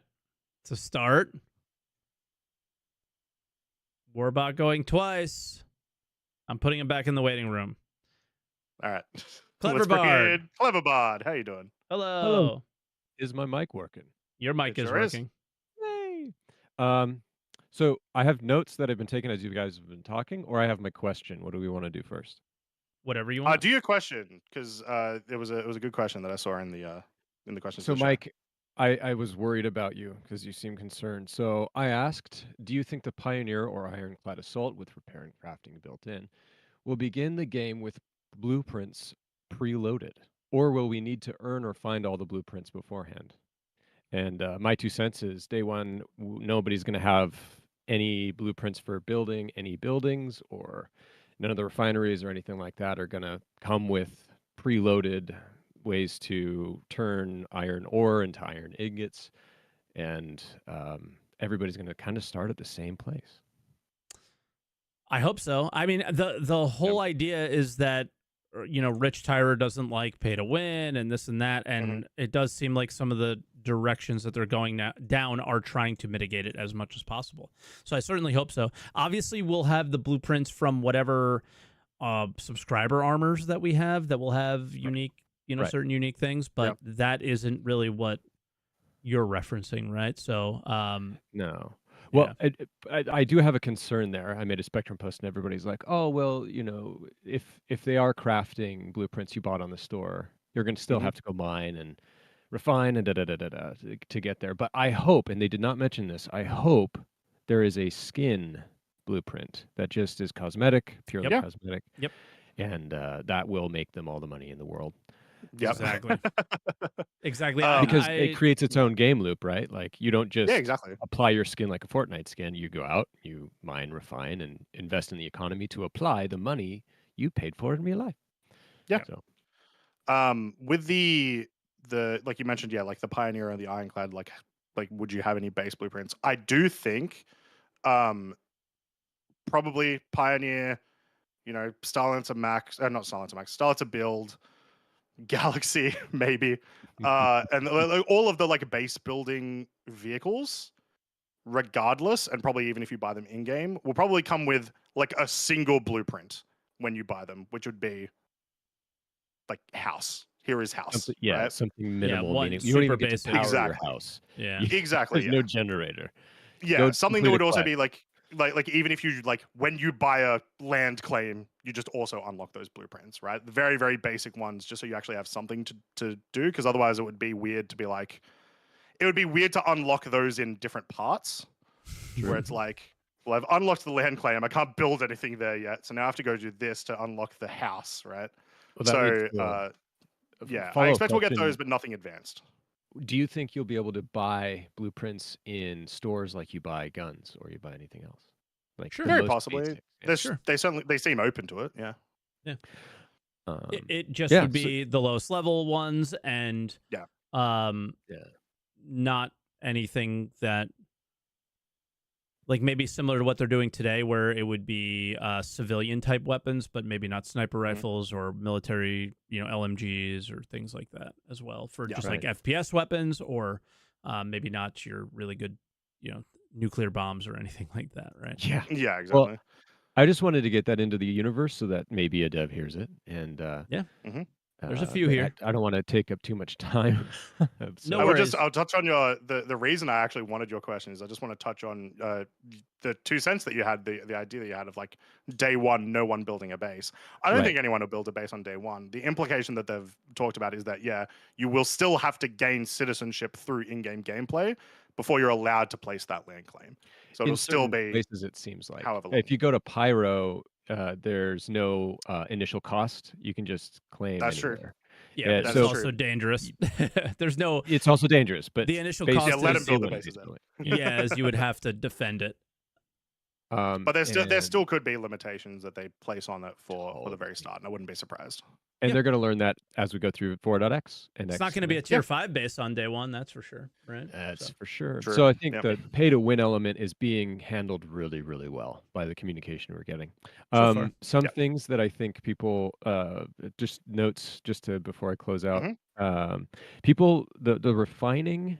There's a couple slides from CitizenCon where refining was like mentioned, and turning Mhm. iron into steel, for example, requires what is it? Carbon.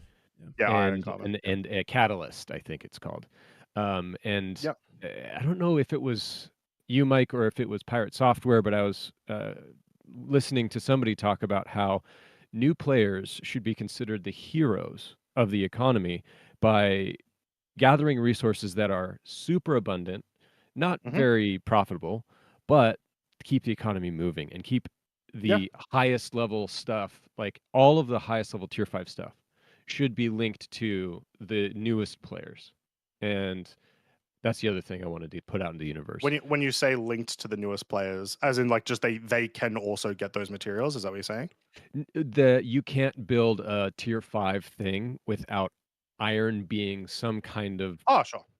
basic element to the composite of Yeah. what the most complicated thing is. I don't know what Pirate Software said, but I might have talked about Eve and how I'm able to play Eve just starting today, 20 years in, and find a little niche that I can carve out for myself because people still need the tier 1 salvage that I like to do, which is the most basic low-end stuff. And no, I am not making 1 billion credits a day like other people are, but I'm making 50 million or 100 million a day now, and I was making 1 million a day when I first started. So like you slowly go up and you feel that feeling of progression and improvement and all that stuff. So I put up the slide that you were talking about just in case people aren't familiar with what we saw. Fast. Your hands are so fast. So, only with this stuff because I know exactly where it was. Right. I just wanted to get through, let other people talk, but really quick notes. Dynamic server meshing could be used that as you approach a base, you could dynamically change shards possibly to the player-based shard. So you don't have to like switch. In some MMOs, you have to like flag for PvP in some cases. So if you flag for PvP versus not, you might be able to run around and always be approaching that shard that they're on. Region separation, I've heard it said seems to help with security and economy. I think Croncy Wait, hold touched on. the economy, but nobody talks about security. Can we like? Did you just say PvP flagging in a game like Star Citizen? And I just For reference, I think the thing that he's trying to say is not necessarily PvP flagging, but like I always, anytime I'm near someone's base, I always want the ability to get to them, so it would switch my shard. Right. So, like you say, hey server, not hey community, but hey server. Yeah. I'm looking to damage a base today. I want to do some raiding, and you flag the server, and the server knows. Okay, I'm going to send him to wherever this. Okay. What if shard you is. are? Hey, I want to not be damaged, and then other players will want to have the opposite. So Don't give that to the players. No. Yeah. Yeah, no, not at all. This is beg not a for it, PvP flagging system. This is I just used the trying wrong to say. word. Yeah, this is just trying to say I want to be able to say that I am probably going to be doing raiding. So instead of forcing me to do like some menu thing for me to switch shard or whatever, the game just knows I want to switch shard. You are never safe in Pyro unless you won the shields for that week. Yeah, you shouldn't be. as And a base owner. Yeah, that's true. So then, so the security though of region separation, I think, is something that nobody really talks about, and I don't hear a lot of the security conversation happening around Star Citizen in general. I don't hear about a lot of cheaters. Cheaters could be super problematic for the game. And region separations really helps kind of lock certain cheaters down. So if you can only, I'm not going to say specific countries, but if you can only log into that Croncy. specific, You're screwed. Yeah. I was going to say South America somewhere, but if you can keep all the cheaters in one region. That seems to help. Um, and then you mentioned, Mac, the star map biome. It would be really cool if you could like see a planet. I would only like that if it's part of the exploration gameplay loop, where like in Kerbal Space Program, you have to like orbit a planet and you have to Nah, survey. no, Yeah, okay, all right. nope. I like Sell why. pieces of Why are information. no? I know, I get it, but why are we making it difficult for a new player? Like a new player just goes, "I'm looking for carbon." And the game goes, "Carbon spawns in these regions," and then you just go and no. look. Like It in a does. very messy, blurry way, and they still have Yeah. to do the game. Exactly. That's when the radar Okay, scanning comes into play. Right? Yeah, I was going to say they have essentially said that scanning will be a part of scanning planets because you need to know where you're going to put your mining bases because you need more info than just biome. You need the exact location you need to place it. Yeah. All right. That's what I was Yeah. worried about. And I think the last note that I have, well, two notes.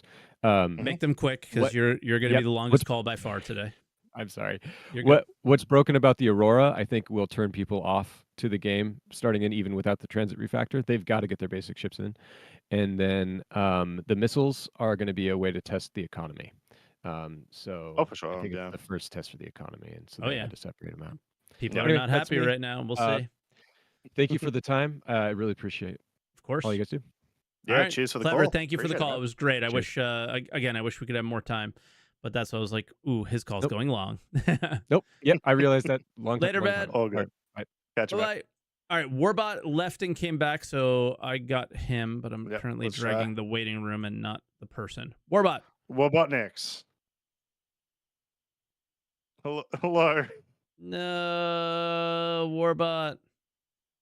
Do you have the wrong input on Discord? Yeah. We're gonna try to come back to you again, Warbotnix. We'll get the next caller Just in. leave him in waiting room 1, whoever's moving the people around, mods. Next caller is Kurupt. Kurupt. Hey guys, how you doing? Good. Good. Kurupt's how got are it you? figured out. Mike, you look so much better with the chin hair. You looked ugly with just a mustache. Whoa. He Where's looked your ugly. picture? Wow. Where's your picture? No, Savage. I haven't shaved my beard, oh God, in almost 15 years. All right. Sorry, I'm just writing Kurupt. Thinks Mike Thanks, is Mike ugly. is ugly. Yeah. just the mustache when he shaves the beard. All All right, well, I'll try and make you this and my wife short. are in agreement, but everyone else loved it. All right, so I'll try and keep this short. Mike, you had a conversation, I think it was on a React video, about the crafting tables and the supplies that you could connect to it compared to selling stolen goods, and Yes. how you thought it was unfair that somebody could see that those items were stolen. I think that has a lot to do with the cargo containers themselves having identifiers on them. When you connect it to your crafting table is not going to see that. Obviously, if you take it over to GrimHex and try and sell it, somebody is going to be able to see that it was stolen unless you've hacked that identifier. I'm more along, just to be clear, I'm more along the line of if I buy a commodity in the game and you decide to pirate it, you should just be able to use it any way you like. And I've lost it already. Like, why do I care if you have to go to a fence to sell it or anything like that at that point? I'd rather you just be able to craft with it, be able to sell it. You won the engagement, you get to profit. That's just my thought process there. So if I decide to craft it into something, that's my prerogative. If I decide to sell it on the open market, that's also my prerogative. So the way it's working is just kind of fractured, I guess would be the best word for it, is like there's one set of rules for if I went to go sell something, and there's another set of rules if I was going to use those items and craft the item with it. Obviously, I'm not using the box that the things are located in to craft the item, but I am, yeah, I don't know. It's just it opens. My issue is it opens up so many problems for people who are trying to play legitimately to solve a problem that less than 1% of the players are doing, which is piracy, right? Like there, like a certain amount of people are PvPing, and then even less of them are doing proper piracy. Why are we creating this rule and limiting things because of like 5 people, right? It's frustrating when the more open idea, I think, is just more enjoyable and more fun overall for everyone. And that was my argument. What about when you're doing hauling missions and Those some don't. of that cargo gets identified as stolen? That's, I think, a little bit maybe different, but also no. Like, I just think those people should be able to, like, it has nothing to do with you if you lose the haul. You lost the haul, you lose the rep. They gain the whatever you have. They can do whatever they want with it. Again, a game like Eve, whatever you loot is yours. There's no like ownership to these things. So, okay, right? I can see your point. Yeah. It just then that covers. It's just if you just keep it simple, it's a lot easier to make the game then. And the game is still fun. Like adding this extra layer on with all these laws doesn't make the game fun. It makes it convoluted, annoying, frustrating at times, and frustrating as a player who is not breaking the law because you have laws. There you go. Okay, that makes sense. I know that you didn't have a lot of time to react to that. Yeah. In that video, and that's where I pulled that question from. Yeah, you're all good. Okay, well, I had another one about the Redeemer, but you guys said that you were running short on time, so I will go for it if you can be quick. Yeah, go for it if you can be quick. I think the Redeemer needs a Mark II version. Reason boy. for that is That's spicy. it was created back in 2014 by the rule of cool. Yep. And Anvil did not have a style guide. So well, the Redeemer was made by players, right? Yeah, the next great starship. Yeah. So I think if you do it with a Mark II and then finally pick a side, whether it's a dropship or a gunship. Yeah, it doesn't really know what it is. Allow people to upgrade to it or understand that that particular ship will never find a balanced place because it's trying to do 2 things at once, much like the Cuddy Black. Well, the whole thing about the Cuddy Black is it's a jack of all trades, master of none. And also a player favorite. So like the Cuddy Black's in a good spot just because people like it, right? And I would say the same for the Redeemer, just on between a gunship and a dropship. Yeah. I mean, at least at the moment, there's not really any roles for dropships at all, right? It's like even the Valkyrie isn't really a dropship. It's a bad gunship. But I don't think that's. All right, first off, we don't need a Mark II. Less Mark IIs always. But that is the spiciest take of all time. I love your take. I think they can still balance it just fine. They don't need to completely redo it. Everything that like those ships need to be viable and fun are already part of them, and the Redeemer is also like fresh enough that it doesn't really need a Mark II. Like it only really came out almost 2 years ago now, I think, right? Yeah. It came out like IAE 2 years ago. They just need to dial things in, right? Yeah. I don't think it needs much of a rework or anything. I think you can do literal just stuff to its stats right now to make it fine. Okay. Like add back the size 5 guns. All right. Yeah. Kurupt, that's 7. Y'all have a great day. I'm You going to too, listen Kurupt. to the next caller. All right. Be good. Yeah. Cheers, Kurupt. Appreciate it. All right. Warbot gets one more attempt. He is on an alt now. All right. Warbot, last try. Okay. I hear something. Hey, it worked. So I was getting RTC connecting errors. All Yeah. good. All good. All right, I was getting RTC connection errors. All right. Not too sure. So Can you properly hear us now, or are you hearing us through the stream?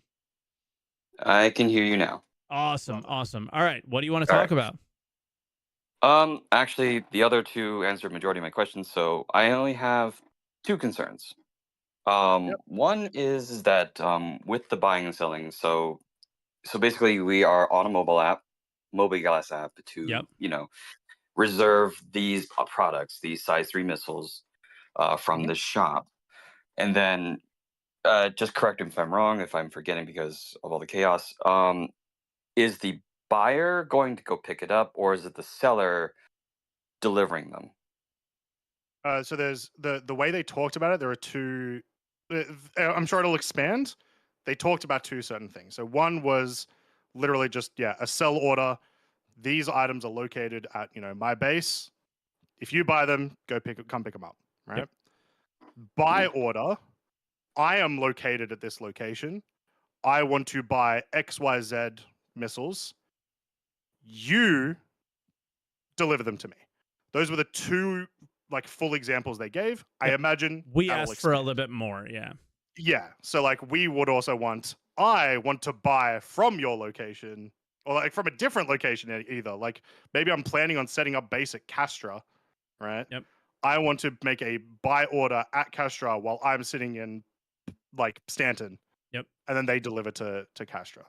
So that would be the extra level.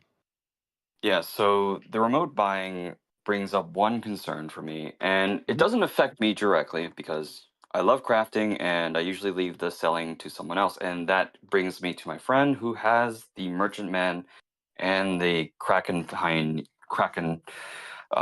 privateer. Okay. So I wonder if that's going to be a problem because if they do a remote buy, they have to come pick it up. Are you going to be able to do that to the BMM, or are we not too sure yet? All right, so here's what I'm thinking I'm going to do. All right, Croncy, what do you want to buy? I'd love some size 9 torps. All right, so I have 500 size 9 torps on my Banu Merchantman. You're going to buy them remotely, okay? Okay. All right, so come and get them. Okay. All right, I quantum travel away, but I already have the money. Come and get it. All right, I'm going to quantum travel over there. I don't know how. Yeah, maybe I see that being a little bit of an issue. Maybe you can't buy remotely on ships. I was gonna say I wouldn't be surprised if they make buy and sell orders purely freight elevator based. Because obviously that system would work. But I mean the advantage you would have as a Kraken privateer or a BMM is because you are a traveling salesman, you can fulfill buy orders in a lot of different locations a lot faster. Yep. As well as you can still set up a market. It's just it would be a lot more. You could set up wherever it's hot, almost. wherever it's busy. Yeah, you go park out front of someone's someone's sell order and just cut them off 10% for every one of their things. Right? You can go also where people can't place bases. Yes, that is true. That'll be a big deal. Yeah. So I did not think about that one. I do think they will come up with a system to make it work. Probably. Yeah, Chad said cash on delivery. If they don't, stuff like that. Yeah, if they don't, there's alternatives for sure. Yeah, that was the only thing that I noticed because when they say remote buy, I was like, then what's the point of visiting the BMM? Yeah. Yeah. I just want to reserve it so nobody can take it from me. I decided I wanted that thing. I got to it first. I saw it first. Yeah. I want to be able to call dibs, basically. Yeah. But once I call dibs, I bought it. The money the money's gone. That kind of is what I want to happen. Because you can't buy dibs and not and hold it from somebody and then not take it, Also, what could be a relevant point with that whole system is maybe you can do that exact buy order that we explained at the start, but they implement the rating system into this as well. The rating system that they want to bring in for all of the medical everything and stuff. So and it's hey, this Kraken wants to sell me stuff, but their last 5 delivery orders were unsuccessful. a bit He's got a sus here. really good deal, though. It seems too good to be true. Let's do it anyway. Oh, I Yeah. died. Oh my Hold god, on. an Let me in-game go Yelp on Spectrum. This game's a scam. I mean, Okay. that's what it is. It is an in-game Yelp system. Yeah. Yep. Yeah. So, yeah, because the other thing I was thinking is just building off of Mike's earlier example of, entering a planetary area and then you can start seeing like the local marketplace of that planet. One thing I was thinking of is adding a planetary like public beacon. So hmm you can go ahead and turn on your public beacon and say, hey, this is Croncy's race shop. Get your best engines. Yeah. Um, That would be cool. but yeah, so And you're you'll selling be it open right to the outside public. of the Daymar Rally or something like that. Yeah. Yeah. Yep. So yeah, that was the only concern I had because I was like, okay, because the remote buying reasonable. I do, which works in MMOs like like classic MMOs, but for this sort of like what they're going for, I do not think buying something and then have it magically appear in your inventory 2 seconds later is Yeah, of course very not. No, immersive. and none of us ever said that. Yeah, Yeah. that's bad. Bad news bears Yeah. for that. Yeah. Yeah, gotta go and get Other it. than that, I did have other questions, but I completely forgot them in the chaos of the connection issue. So I will leave it here. Oh, good. It was probably about the time anyway. Yeah. Yeah, and that's about it. Thanks a lot for fitting me in. Yep. All right. Thanks for keeping Yeah, the try. cheers. Well, Appreciate we put in the effort too. So check you later, Warbot, and be good, man. Thanks Yeah, for the catch you, man. call. Everyone. Bye-bye. Yeah. Good point about the traveling salesman. Makes it a little bit weird. Yeah. All right, our next caller is Doc. Dr. Dr. Introvertsius. Introvertsius. Hello, hello. Hello. How we doing? I'm alright, not too bad. After earlier's sort of not. It was interesting fun earlier. That's all I'll say. They don't know what we were doing. I kind of told them we were trying to salvage things in Pyro, and it didn't actually go very well. Yeah. Doc got stuck in a torpedo bay. So did I. He saved me, but he did not survive the encounter. Oh no. Yeah. It's very sad. Yeah. So what do you want to talk about? Sort of 4.0 really. Obviously, it's still not right there yet. It's not quite right. Yeah. Stuff isn't working as well as it should be. And yeah, they shouldn't put it out in 2 weeks. They should actually sort of hold it off until sort of like next year almost. Yeah. To try and get that new experience for a player if they're playing it for the first time. It feels a little weird to rush things out for the current Star Citizen community who has shown their insane patience over the last 13 years. Yeah. That's fair, yeah. That's fair. It just, what's another month or two? Like, I don't know. and I've got to imagine, if they release it literally on like the 20th of December, I've got to imagine the amount of new player acquisition on the 20th of December is not insanely high compared to like they're off of like there is a work. drop off in February usually of people playing online games, but like I don't know. I holiday breaks. Maybe there's more. I don't know. Yeah, they would know. They would have the For sure. metrics on that better than we do, obviously. So they might know something we don't there, and that's what the push is all about. Yeah. Right. It's like a target or something to try and get. Yeah. But with the current state of things, it's not ideal. There's certain issues that are happening that sort of make it a bit pointless to do certain bits in Pyro, or like the contested zones. Half of this stuff that we sort of had happening yesterday was just not acceptable for. Yeah, Doc was playing with us in contested zones. It was just super decent. It got even worse as the new DGSs came on later that night as well. I don't know if because it was pretty late night for where you're at, but it only got worse. It did not get better. From that standpoint in particular, like stability was good, but yeah. Yeah, because at one point in time, the actual door was actually open for all of us. Oh my god, yeah. I've been looking at that clip like 10 times. I don't know how I got in. Yeah, so he's talking about Ghost Arena, and there's like the treasure room door that opens. So like we're getting all the keys, and then the treasure door opens. So the treasure door, there's like a sign that says opening. First off, it like doesn't open and for a while, and then it'll eventually open. It opened, and it just opened, and there was like the copy of the door behind it, and you couldn't get through. So there's like two doors. Yep. And then we kept leaving and coming back, and then just sometimes it would work. And we all came back at the same time, and he was ahead of everyone else. And the door was like closing, and he just snuck through it. He's behind the door, can't get in. Indiana Jones, grab your hat and just slide through.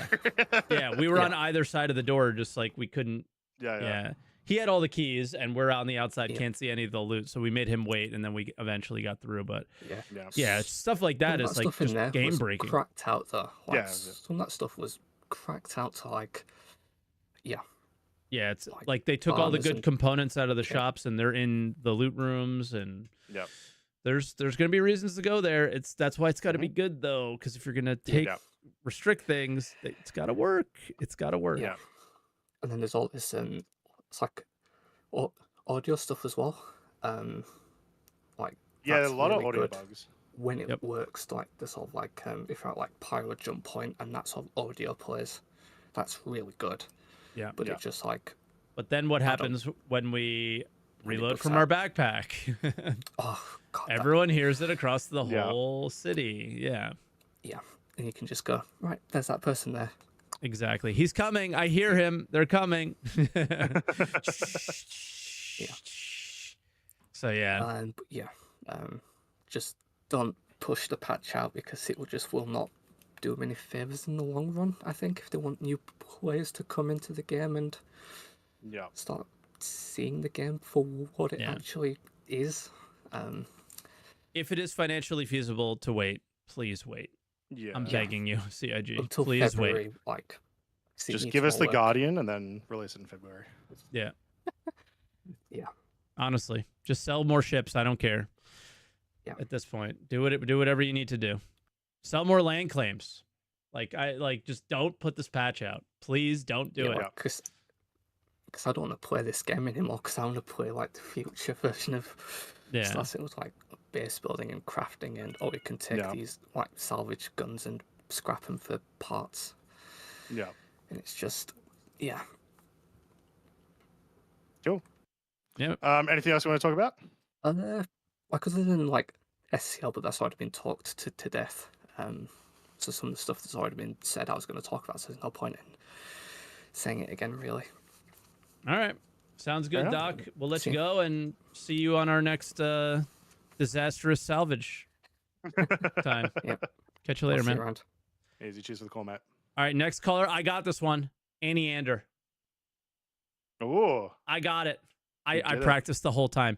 Aneinander, are you there? Can you hear us? Hey guys, I can hear you. Did I get it right? It's Aneinander. Damn it! You missed an N. You missed an N. You got it really close. One N. You will get it next time, Mike. First of all, I have to start with don't listen to Kurupt.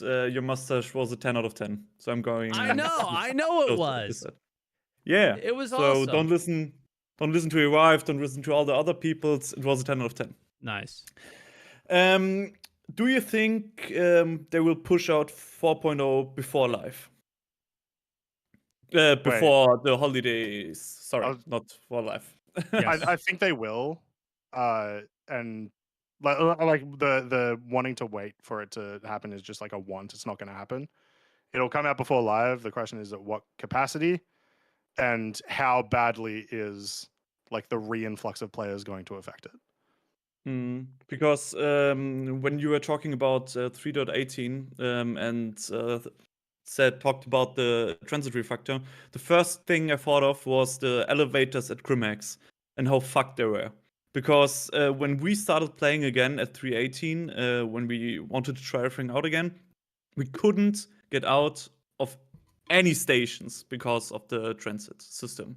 And I'm really scared about 4.0 because of the transit system. And I really hope they will stretch out 4.0 onto PTU way longer and just put it out with the transit refactor. Because if not, we will have the same as 3.18 and have broken elevators all over again. Well, another thing we're ignoring is they're doing the mission refactor. bro, missions Yeah. don't work.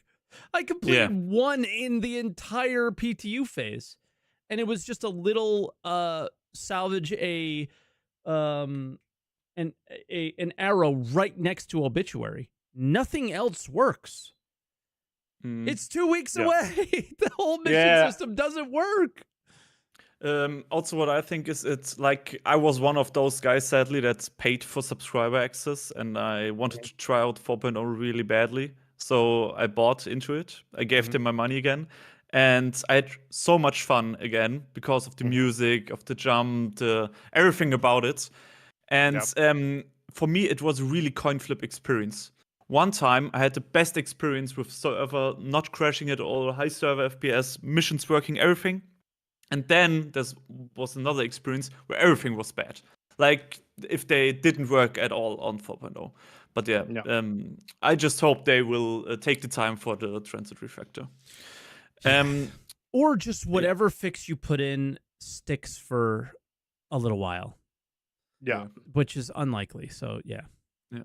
Like 2 weeks ago, I want to come back to one topic again, like Hopium or Soulcrush for crafting, but this time. What are your biggest hope for crafting when they will finally put it out, and what are you most scared of when they put out crafting? What was the second part? There was a topic like a few weeks ago where you would talk about Hopium or Soulcrush or something like that. Yeah. And what are you scared of, and what are your biggest hopes for crafting? Okay. Everything they've talked about has to come out. I guess is kind of like I don't have like a Hopium beyond necessarily what they've talked about with crafting. Soulcrush, if they do mess up how insurance and warranty works, that is my biggest concern. If that isn't done well, the player economy will suffer. The game will become objectively pay to win. And like obviously that sucks. That's a big problem. So that's the big soul crush. I have a smaller soul crush. I agree with Croncy. Like, just do it, and I just want to feel what it feels like and give feedback and like get it right over time. It's not going to be good when it's not going to be perfect when it first comes out. Yeah. This is my soul crush. Optional requirements, or I have to craft 100 volt pistols to level up my volt pistol blueprint instead of just let me just put some resources into it and take some time or something, right? But ever thought about why they would do something stupid like crafting 100 of those? Because it's for the economy. So there are more pistols on the market and people can buy them and so on. Like I can see why it is the optional one. Gain research time by killing 5 players with it. Some players just don't want to do this, but they're going to feel obligated to do this. Maybe, right? Exactly. And it'll be presumably extremely exploitable if that's like the kind of like why do it if it's I'm just going to kill my party members, you know? Yeah, exactly. So that's my little. It's a very small one, but that would be my It's just the first thing that came to mind for some reason. Yeah, I can also, people in chat saying who's buying pistols. You know, you have a it's not big gun or pistol on yourself. You can also have a pistol. Has never played Star Marine and ran out of ammo on your weapon and quickly switched to a pistol and killed a player that had 1 HP. So remember, it's quicker to switch to your pistol than it is to reload your gun. Yep. When people say something like that, I always say if they ever had played something like Modern Warfare or something like that with Deagle, there will be people that only will run with a Deagle around for the drip and nothing else. Also, one last question, because you talked about the torpedoes of the Polaris and the price increase. I don't know how I would feel about those changes making it into 4.0 and so on, because we're so far away from 1.0 and balancing, and we don't have crafting yet. We don't have the player economy yet. I think it's a two-sided coin. I think it's a little bit tedious. Just like when they changed how much you needed to drink and how much you needed to eat for your model to survive. I don't know if it's worth putting it right now, because we don't know how the player economy will evolve with crafting and so on. So why put it in even now? Like, just let the people try something out and so on. And why even meddle with? Don't even mind putting price increases in right now. Yeah. Well, once again, They have price to- increases in general are fine, especially Yeah. like the greater economy rewards are also increasing, right? There's essentially bringing the base level like up more so that it feels like to the player that you're earning more and whatnot. The missile ones in particular, though, they made them unproportionally more expensive, and they introduced the thing about not getting your missiles back on claims. It's the combination of those two things that I'm like, yeah, this is too early. Don't do that yet.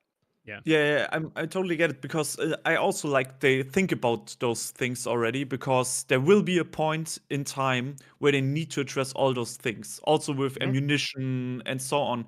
But I don't know if it's the right time for everything right now, for anything right now, because what do we get out of it? Because everything's broken and nothing exists. Yeah, so. exactly. And we don't have crafting yet. We can't craft those things.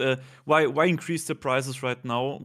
Because it doesn't matter in like 1.5 years again, when they put out crafting and have to address everything again. I mean, I kind of get where they're coming from, because they want to test the economy already. I was going to ask you. Because they're already trying things out, but they kind of don't have to, because everything will change again in 1.5 years. Yeah.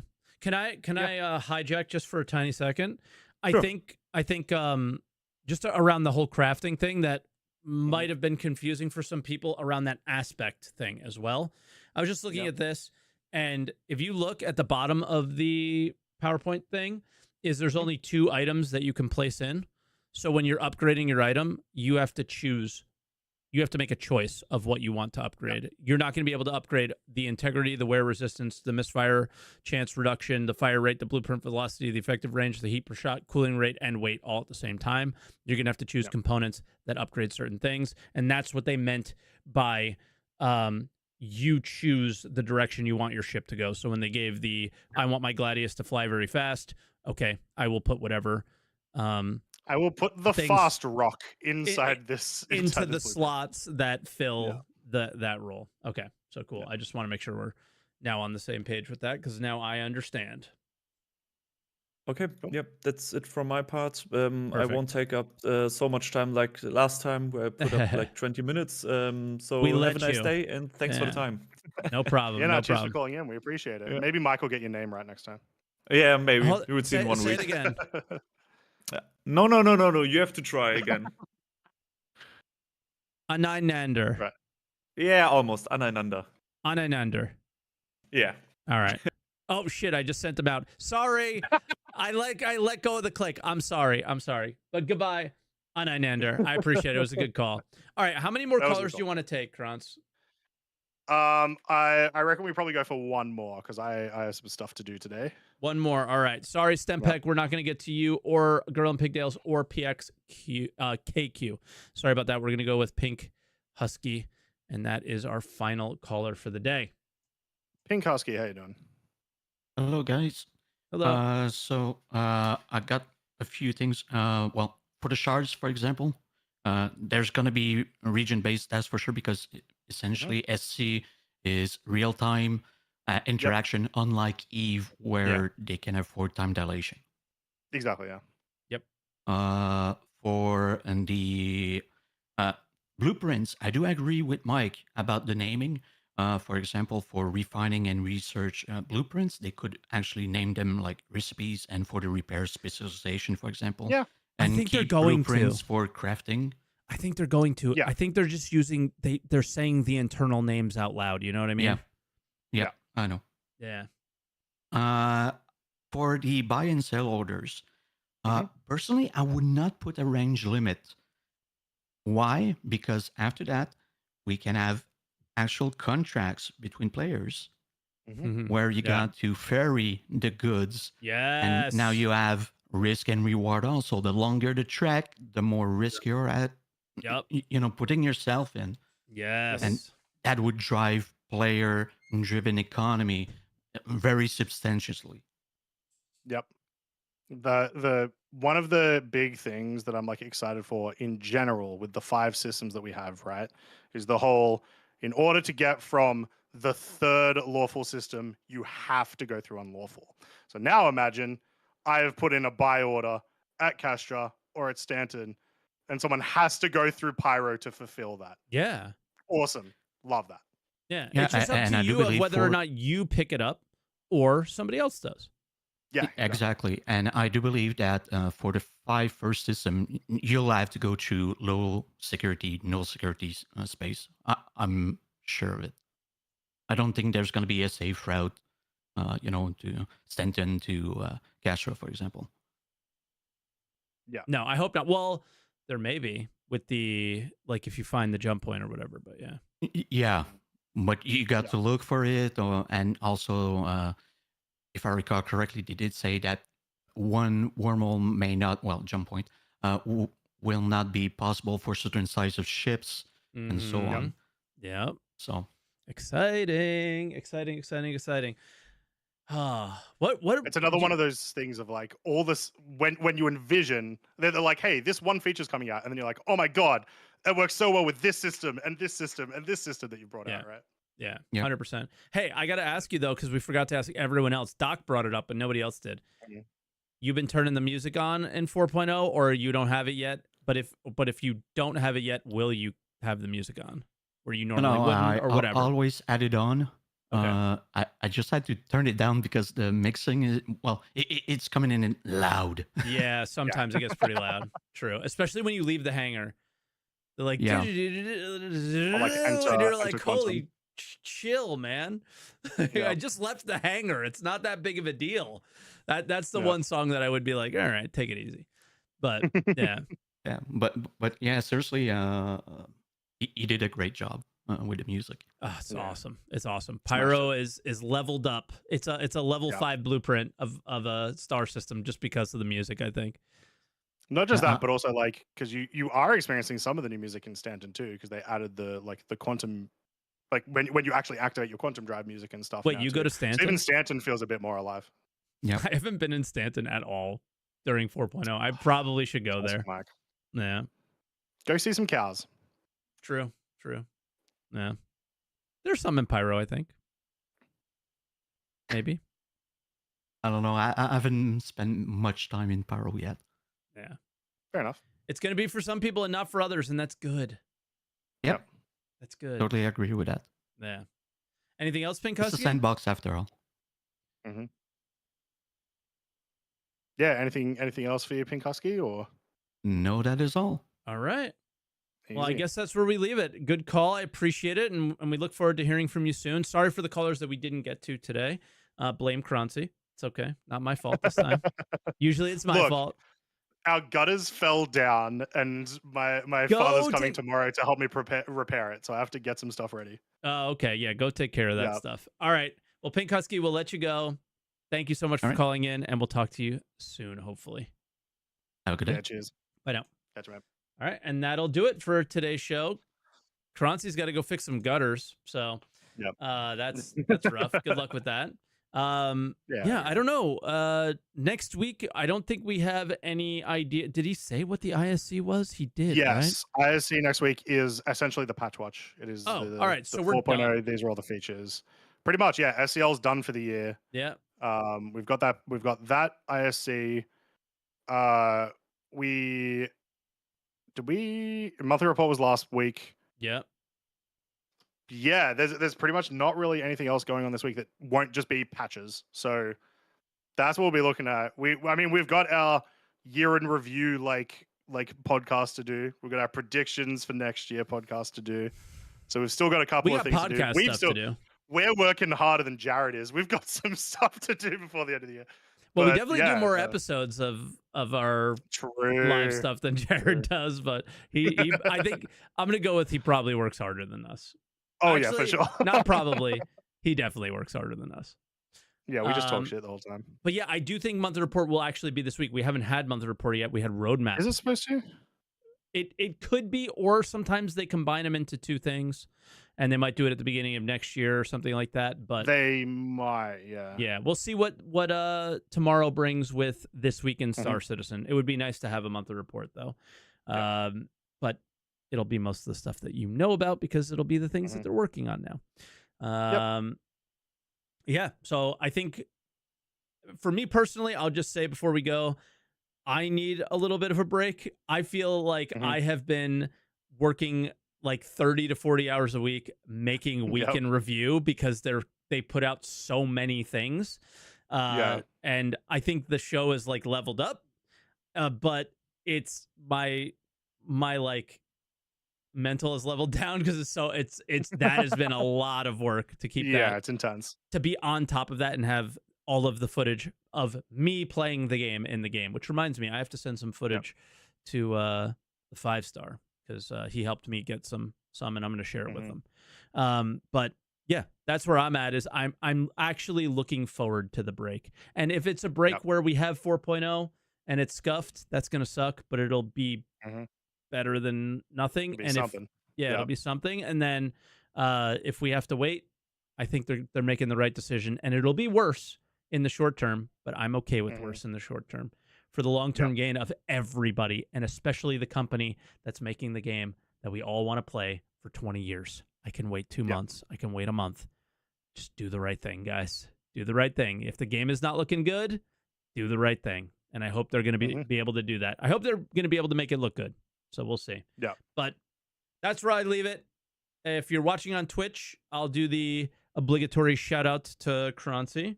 Since if you do want to watch it on Twitch, it's live on my Twitch channel, twitch.tv/SaltEMike. So I'll shout out Croncy here so you guys can follow him and show him some love. And if you guys ever want to watch it on YouTube, it's also live on YouTube at the same time at 1440p instead of at 1080p. So it might look a little bit better, the videos that we show, stuff like that. And then lastly, if you're watching on Twitch, didn't catch the whole show, you can watch it on YouTube. It's going to come up in about an hour or two, and we'll see you there. So like and subscribe if you guys are watching this on YouTube and all that stuff. And I very much look forward to catching you and having another fun conversation with Croncy next week. So sounds good. And the last thing is, don't forget to answer the call. It never ceases to cause